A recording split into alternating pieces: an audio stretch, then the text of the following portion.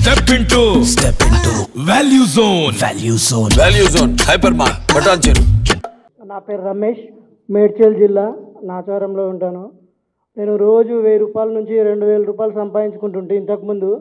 ఇప్పుడు ఈ మహాలక్ష్మి పథకం ఏర్పాటు చేసిన తర్వాత రోజు 200 300 చేసుకుంటున్నాను. ఇప్పటి వరకు నడిచిపోయింది ఈ నెల, కానీ రేపు ఫస్ట్ వస్తుంది.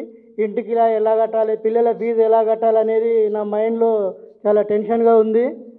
ఎందుకంటే ప్రతిరోజు భర్తలు ఇంటి నుంచి ఆఫీస్కి వెళ్ళిపోయిన తర్వాత ఇంటి యజమాని బైక్ పైన కారు పైన వెళ్ళి ఆఫీస్కి వెళ్ళిపోతారు.